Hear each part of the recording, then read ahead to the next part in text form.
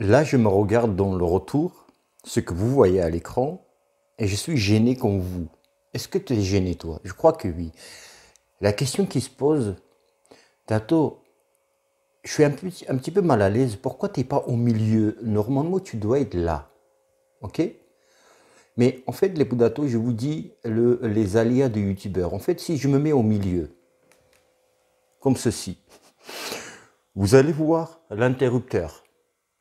Et dites-moi, qu'est-ce que va vous gêner le plus? L'interrupteur, si je me mets comme ça, ou c'est comme ça, vous êtes plus mal à l'aise, enfin gêné un petit peu. Il y a quelque chose qui ne va pas à l'écran.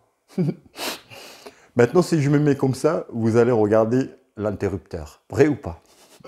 Du coup, vous n'allez pas m'écouter. Vaut mieux que je fasse comme ça. Les Boudatos, c'est moi. Salut. C'est moi de la dernière vidéo. J'ai fait le buzz. J'ai fait le buzz. Carton. Un carton sur ma vidéo. Les Boudatos, blague à part.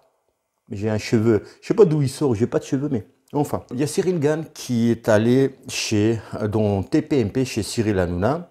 Et il a comparé la boxe anglaise au MMA. La question lui a été posée, quel sport est plus dangereux? Vraiment pour la santé, quel sport est plus dangereux à pratiquer? Il a répondu à cette question, mais avant les Poudatos, il a aussi répondu à deux petites questions sur lesquelles je voulais revenir. On va écouter la première. Très heureux de te voir. T'es une légende, hein. Tu sais qu'on est fou de toi. Hein. Une légende. Si. J'espère un jour, oui. J'espère un jour. T'es déjà une légende, je te le dis. Ah si, tu te rends pas compte. Voilà, ce petit truc de 9 secondes, Cyril Hanouna lui dit t'es une légende. Hein. Déjà, la première chose, c'est que Cyril veut le mettre dans les bonnes conditions. C'est un invité comme chez toi, tu invites quelqu'un à ta table chez toi, donc tu le traites bien. Donc Cyril le traite bien et c'est une bonne chose. Mais là, Cyril Gann, on voit son humilité et c'est ça que j'aime d'un grand sportif comme Cyril Gann et de dire non, je suis pas une légende, peut-être plus tard, mais pas aujourd'hui.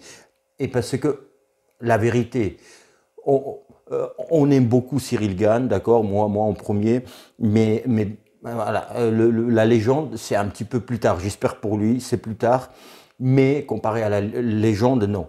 Mais en fait, il est entré dans l'histoire, oui ou non, c'est plutôt ça.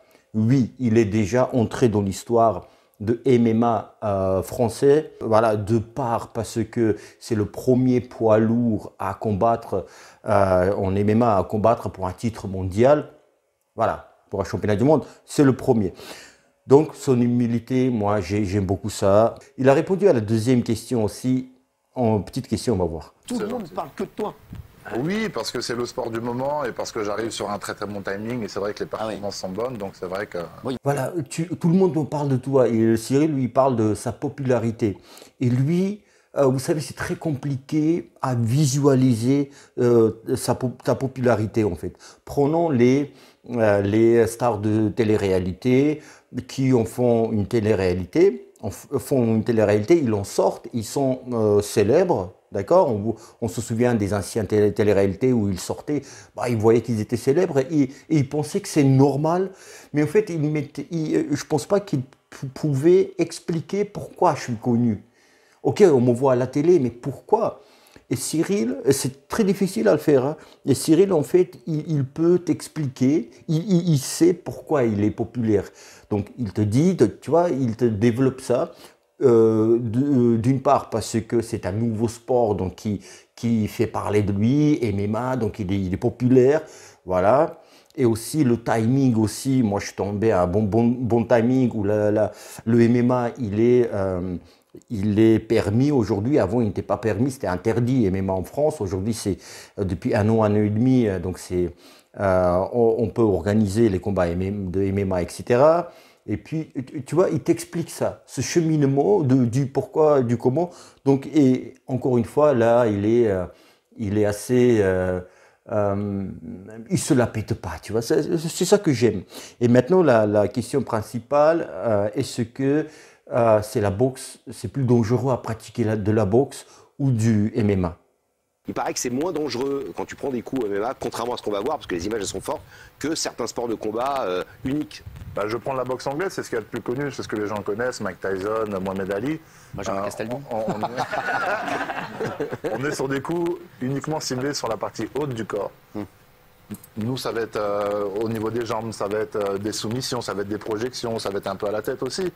Mais c'est moins ciblé. C'est ça. En gros, en boxe anglaise, tu fais une carrière, mais à la fin, ce qu'il y a de plus dangereux, c'est le cerveau. Traumatisme. Ouais. C'est ça. Hein? Il a très bien répondu.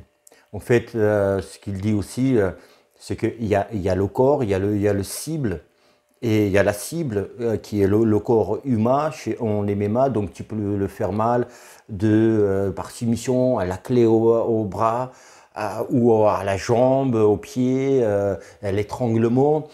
Et tu vois, l'étranglement, je ne suis pas médecin, mais je ne pense pas que ça a des conséquences, beaucoup de conséquences après sur ton cerveau, etc. Il doit y avoir quelques séquelles.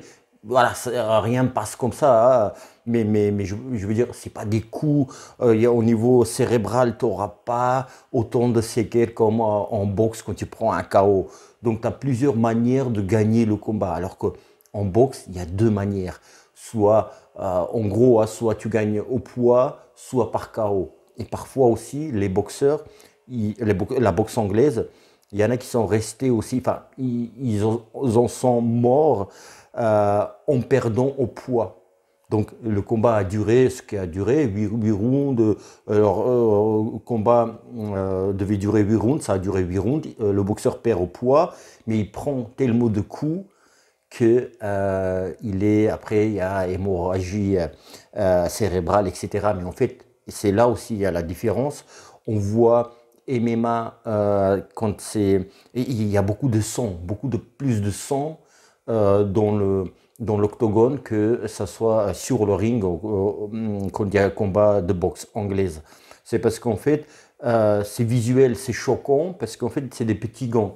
Tu vois, on t'envoie un petit coup, entre guillemets, mais je veux dire, et l'ouverture est vite arrivée. Mais et on voit le sang. Mais en fait, en boxe anglaise, tu vois ça, tu vois pas le sang à l'extérieur, mais encore pire, le gars, il peut saigner de l'intérieur, en fait. Ce qu'on appelle ça hémorragie cérébrale. C'est ça qui est dangereux. Tu vois, en boxe, on te frappe. C'est pas parce que tu saignes pas que l'arcade n'est pas pétée, n'est pas ouverte, ou les pommettes, ce qu'on veut, ou le nez n'est pas cassé, il saigne pas qu'il n'a pas de séquelles. Donc là-dessus, je suis d'accord avec Cyril Gane. Donc il explique très bien. En boxe anglaise, tu peux pas faire par soumission. Tu peux pas perdre. Il y a pas d'étranglement, clé de bras, clé de jambe. Donc il y a pas de ça. Donc voilà, je voulais revenir sur petite vidéo pour revenir sur les dires de Cyril Gane. Voilà les Bdato, je pose ça. Les Bdato, si cette vidéo vous a plu, n'hésitez pas à vous abonner. Tu regardes quoi là? Mettez un pouce bleu si elle vous a plu, et j'allais dire, elle vous a aimé, elle vous a plu cette vidéo. Je vous dis à bientôt, à très très bientôt. Et bim, dans la gueule de saignement, d'arcade ouverte, tout ça cette fois-ci. Et bim.